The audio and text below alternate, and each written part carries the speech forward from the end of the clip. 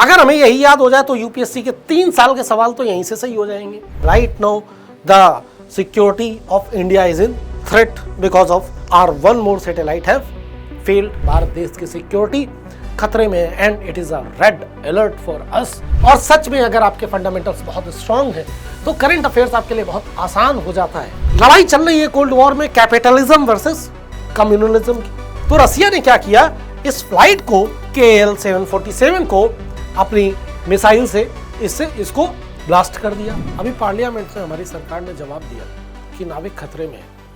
तो नाविक अगर खतरे में है तो इससे भारत के लिए क्या समस्याएं पैदा होती हैं, कौन सी जियोपॉलिटिकल समस्याएं और कौन सी सिक्योरिटी समस्याएं पैदा होती हैं, और नाविक का यूज़ क्या है, इसको समझते हैं डिटेल से, सो दैट कि हमारा यूपीएससी का कोई भी नाविक से रिलेटेड क्वेश्चन मिस ना हो। और नाविक यूपीएससी का एक फेवरेट टॉपिक है। नाविक क्या है? Navigation with Indian constellation.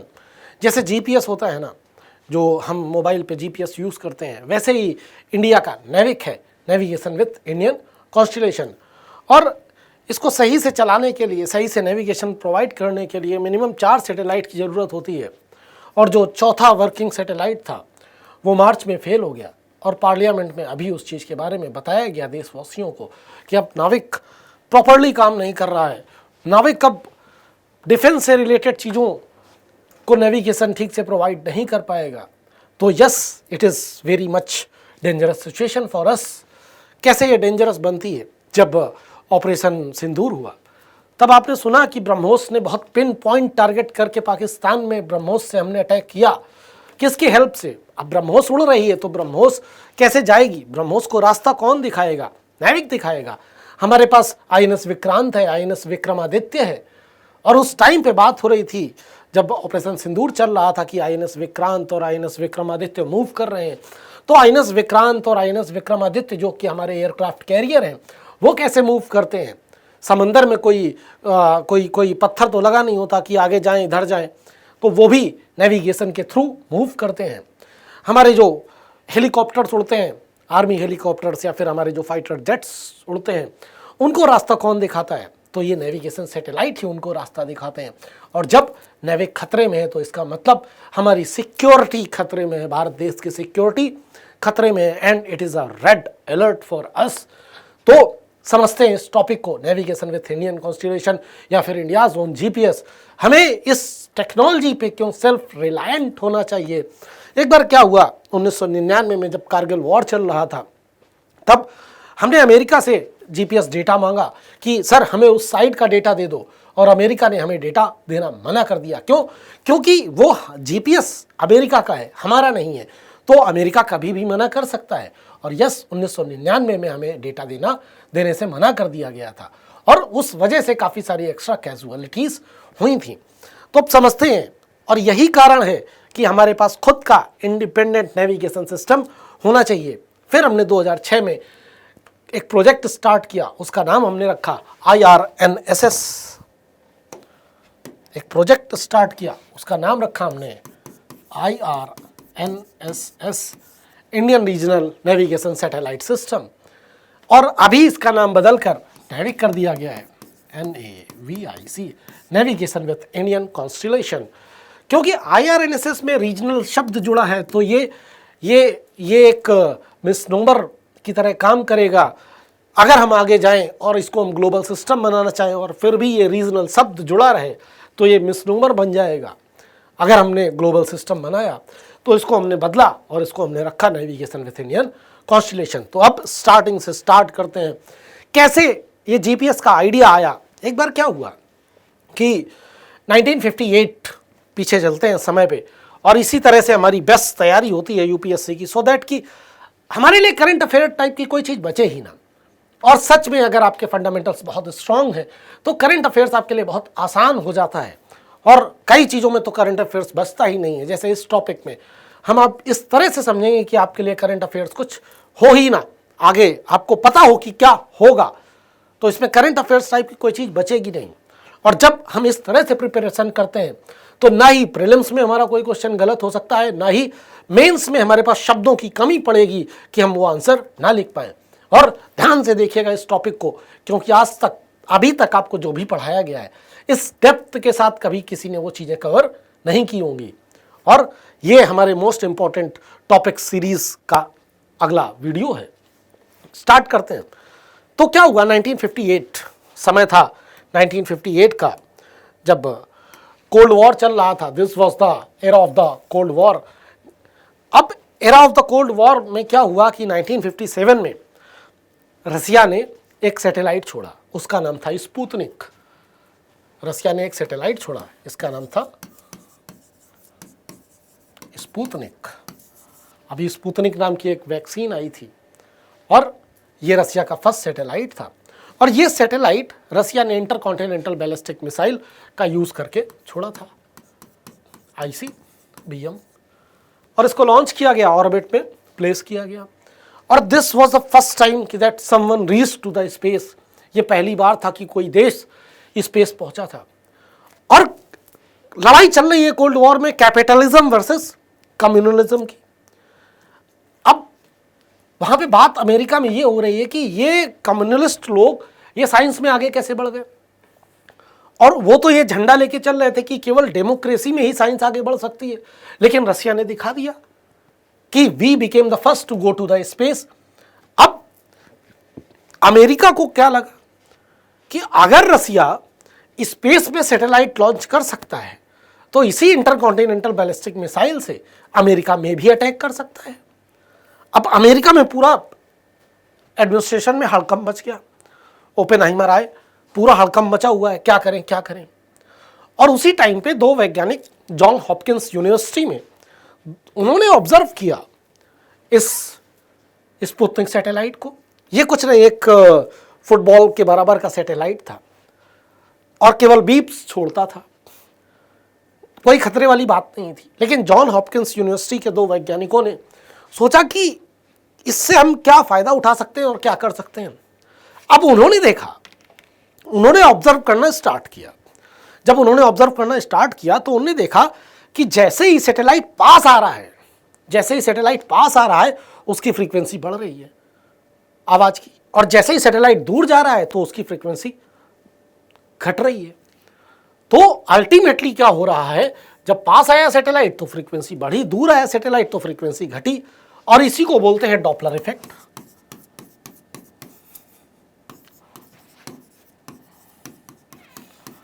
इसी को बोलते हैं डॉपलर इफेक्ट।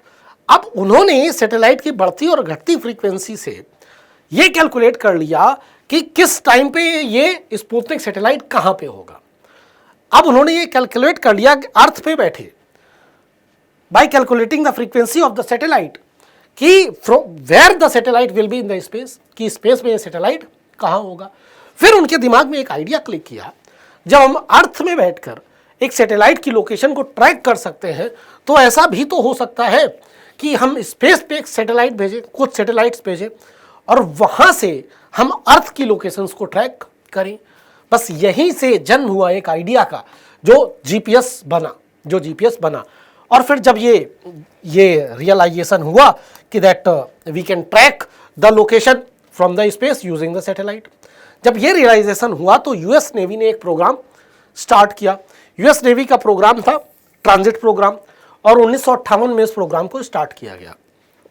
अब ट्रांजिट में उन्होंने 36 सैटेलाइट स्पेस में भेजे, और ये जीपीएस प्रोवाइड करता था, नेविगेशन सिस्टम प्रोवाइड करता था केवल यूएस नेवी के लिए। अभी सिविलियंस के लिए नेविगेशन सिस्टम नहीं खुला है, जो हम आज के टाइम पे ओला, उबर, जेप्टो, जोमेटो ये सब यूज करते हैं। ये सब डिपेंडेंट किस पे है? नेविगेशन सिस्टम पे। All the gig economy is dependent on the navigation system. Most of the gig economy, this Ola, Uber, Zepto, Zomato, Swiggy, they are using navigation system. अब नाउ अभी ये केवल नेवी के लिए है ट्रांजिट प्रोग्राम। 36 सैटेलाइट छोड़े गए, 64 के आसपास इसने काम करना स्टार्ट किया, और नेवी ने इसको यूज करना स्टार्ट किया। Then US started another programme जिसको बोलते हैं नेवस्टार। नेवस्टार प्रोग्राम स्टार्ट किया गया 1978 में, और इसको बेहतर बनाने के लिए स्टार्ट किया गया। ट्रांजिट को और बेहतर करने के लिए नेवस्टार प्रोग्राम 1978 में यूएसए ने स्टार्ट किया। इसमें प्लान था कि दैट वो 24 सैटेलाइट छोड़ेंगे। कितने? 24 सैटेलाइट, और इन 24 सैटेलाइट को मिडिल अर्थ ऑर्बिट में रखा जाएगा, लगभग अर्थ से 22,500 किलोमीटर के ऑल्टीट्यूड पे। ये प्लान था और उन्होंने किया भी है। लेकिन अभी भी ये केवल आर्म फोर्सेस के लिए, स्पेसिफिकली केवल आर्म फोर्सेस के लिए डेडिकेटेड है। नाउ अब क्या हुआ कि 1983 में एक घटना घटती है। 1983 में क्या घटना घटती है कि एक कोरियन एयरलाइन KL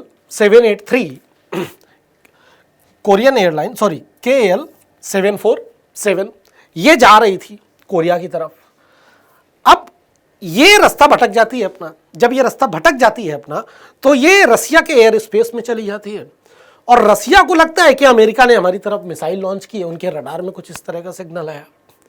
तो रसिया ने क्या किया, इस फ्लाइट को KL 747 को अपनी मिसाइल से, जो सरफेस टू एयर मिसाइल थी उनके पास, उससे इसको डिटोनेट कर दिया, ब्लास्ट कर दिया।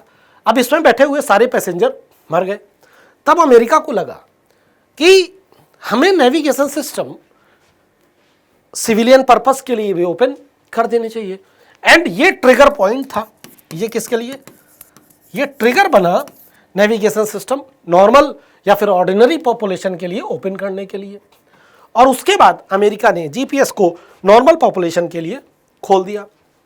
और जब अमेरिका ने ये किया तब डिफरेंट कंट्रीज आए और उन्होंने सोचा कि हम भी अपना खुद का नेविगेशन सिस्टम बनाते हैं।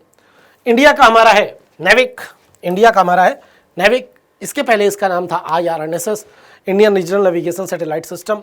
इसमें 7 सैटेलाइट हैं। 2016 में ये कंप्लीट हुआ था और इसमें 7 सैटेलाइट हैं। 4 सैटेलाइट जियो सिंक्रोनस ऑर्बिट में और 3 सैटेलाइट जियो स्टेशनरी ऑर्बिट पे। अभी देखेंगे कहाँ पे किस तरह से प्लेस्ड है। देन बेटा US का तो हमने बात कर ही ली कि दैट नेवस्टार, इसी का नाम बदल के GPS रख दिया गया। फिर अगर आप रसिया चलो तो जब रसिया जाओगे तो रसिया का खुद का नेविगेशन सिस्टम, उसका नाम है ग्लोनास। ग्लोनास में भी हमारे पास 24+ सैटेलाइट्स हैं। देन आप यूरोप चलो, यूरोपियन स्पेस एजेंसी, उनका जो खुद का नेविगेशन सिस्टम है उसका नाम है गैलीलियो। गैलीलियो कहाँ से थे, गैलीलियो यूरोप से थे, तो उनने अपने सैटेलाइट नेविगेशन सैटेलाइट सिस्टम का नाम रखा गैलीलियो। देन और गैलीलियो में 30+ सैटेलाइट, लगभग 30+ सैटेलाइट हैं गैलीलियो में। देन अगर हम और आगे जाते हैं या फिर बगल में देखते हैं आपने तो चाइना है। चाइना वाले का नाम है बाइडू या फिर इसका नाम कंपस भी है और इसमें भी 30+ सैटेलाइट है। और जहां भी 24+ या 30+ सैटेलाइट है, ये सब के सब ग्लोबल सिस्टम है, ये सब के सब क्या है, ग्लोबल सिस्टम है। देन इंडिया, क्योंकि हमारे पास 7 ही सैटेलाइट है, 7 ही सैटेलाइट टारगेट है, तो ये हमारा कैसा है, रीजनल सैटेलाइट सिस्टम। और ये कितना कवर करता है, इंडिया मेनलैंड से 1500 किलोमीटर इस तरफ और 1500 किलोमीटर इस तरफ, ये इसकी कवरेज है। देन एक और है जो जापान के पास है, उसका नाम है क्वासी जेनिथ।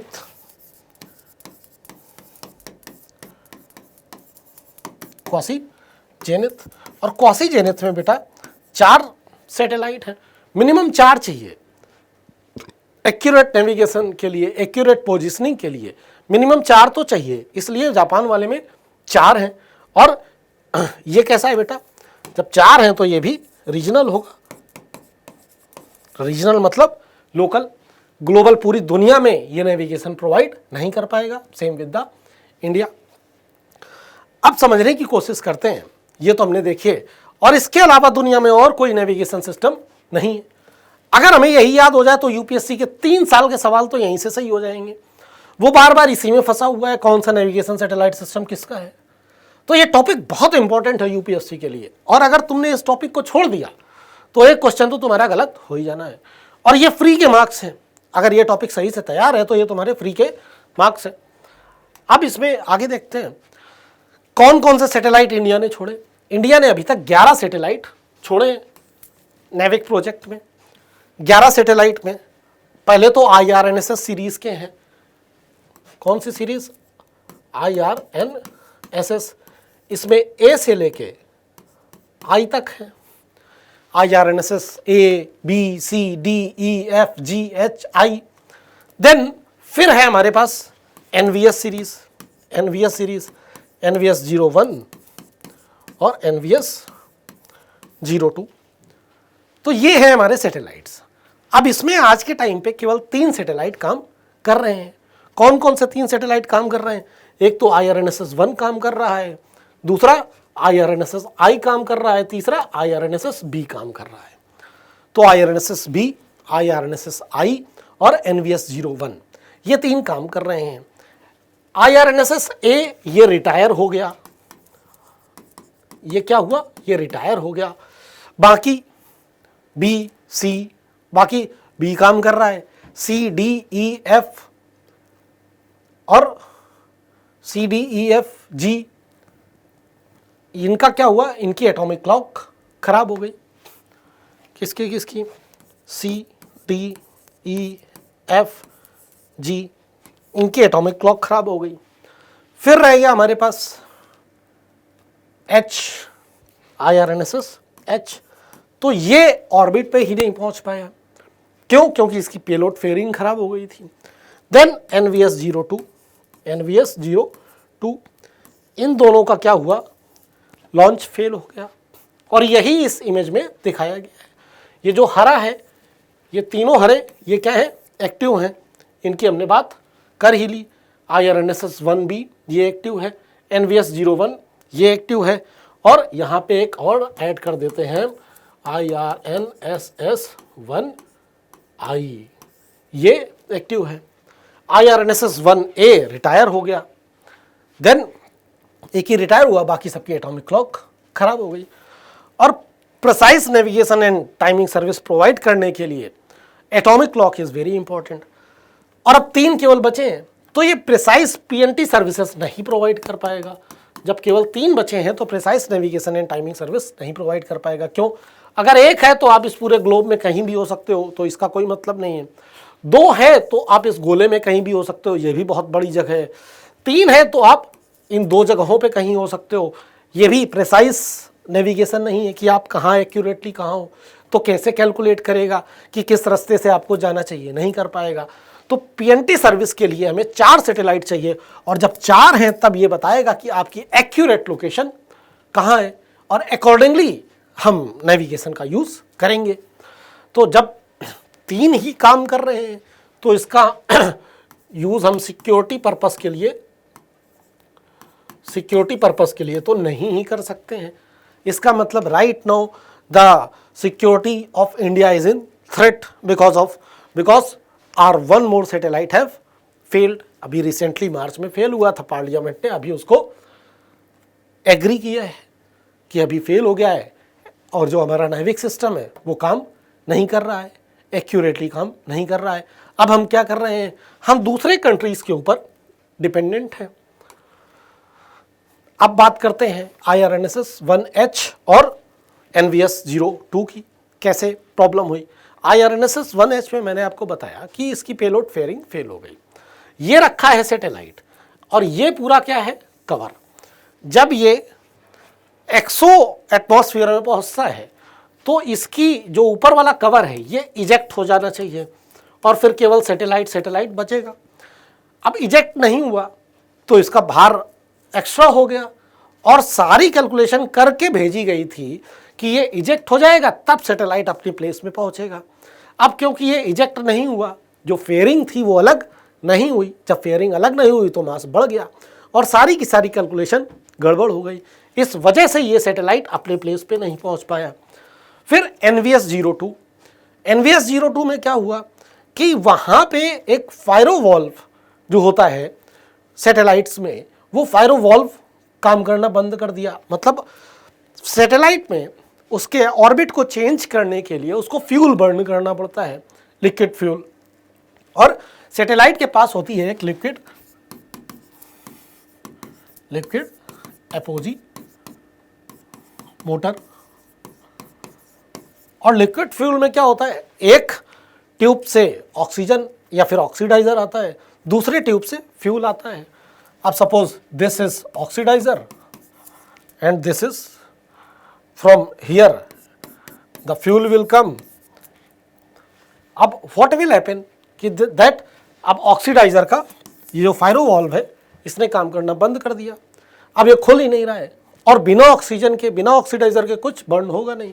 जब भी कुछ बर्न होगा नहीं बिना ऑक्सीडाइजर के, क्योंकि वॉल्व खराब हो चुका है, तो अब ये इंटेंडेड ऑर्बिट में नहीं पहुंच पाएगा, क्योंकि इंजन फायर ही नहीं करेगा और एक्शन और रिएक्शन लगेगा ही नहीं, तो ये अपने ऑर्बिट को चेंज नहीं करेगा और इंटेंडेड ऑर्बिट में नहीं पहुंच पाएगा। ये हुआ NVS 02 के साथ।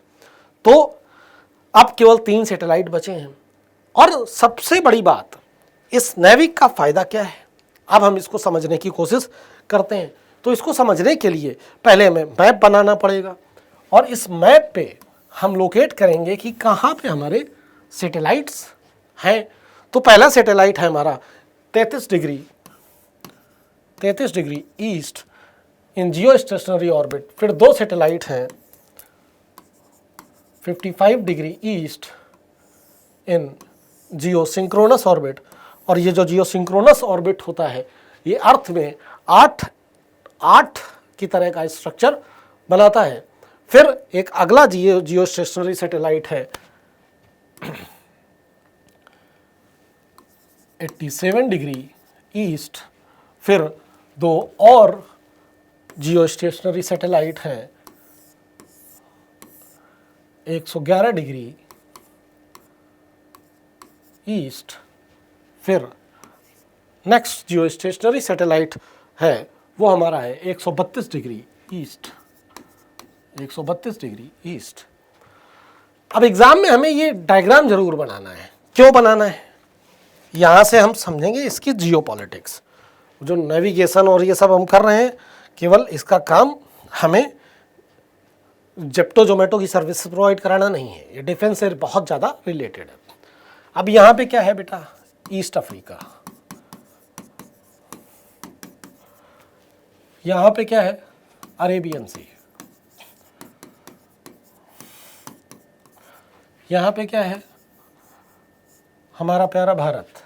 यहाँ पे क्या है, बे ऑफ बंगाल। ये क्या है बेटा, ईस्ट चाइना सी। एंड इस पूरे रीजन को जियोपॉलिटिक में हम बोलते हैं क्या, इंडो पैसिफिक। इस पूरे रीजन को हम बोलते हैं इंडो पैसिफिक। अब the capacity of the NavIC was कि that it can provide the navigation services 1500 kilometer here and 1500 kilometer from here. So it can cover entire Indo-Pacific। जब ये पूरे इंडो पैसिफिक को कवर करता है, और हमारा जियोपॉलिटिकल आर्च पूरे इंडो पैसिफिक में ही तो है। हम कब गए थे अर्जेंटीना में अटैक करने, या फिर हम कब गए थे वेस्टर्न अफ्रीका में अटैक करने, या फिर हमारे कौन से इंटरेस्ट है अर्जेंटीना और वेस्टर्न अफ्रीका में that we can solve using our army. हाँ, लेकिन यहाँ पे हमारे बहुत सारे इंटरेस्ट है। यहीं कहीं तो हमारा ईरान है, यहीं तो हॉर्मुज है, यहाँ से ही तो ऑयल आएगा, यहीं से तो ऑयल आएगा। और उस फ्री शिपिंग लेन्स के लिए we need the navigation system. Then ये जो हमारा ईस्ट चाइना सी है और जो साउथ चाइना सी है, वहाँ पे चाइना क्लेम कर रहा है ना, यहाँ पे हमारी एक्ट ईस्ट काम करेगी ना, यहाँ पे हमारी एक्ट ईस्ट काम करेगी, act east policy. We are helping those countries which are in ASEAN against the China, because China have border issues with every country over there. अब नाउ इफ यू आर, और यहीं पे तो आपकी Malacca है ना, और यहीं कहीं तो आप अंडमान निकोबार प्रोजेक्ट स्टार्ट कर रहे हैं। तो entire geopolitics for us, for entire Indo-Pacific region, this navigation system is very important. अब उसको चाहे आप बोलो for the purpose of the blue water navy,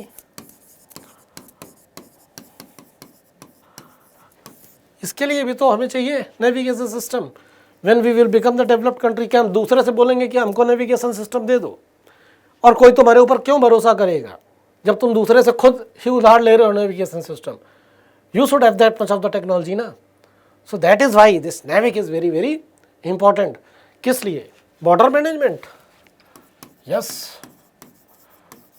border management, then coastal management. इस हर चीज के लिए जरूरी है हमारा नेविगेशन सिस्टम। देन और किस चीज के लिए? Gig economy, then BrahMos, jets, helicopters, and not only this, ये पीएनटी सर्विसेज के साथ साथ कम्युनिकेशन सर्विसेज भी तो प्रोवाइड कर रहा है।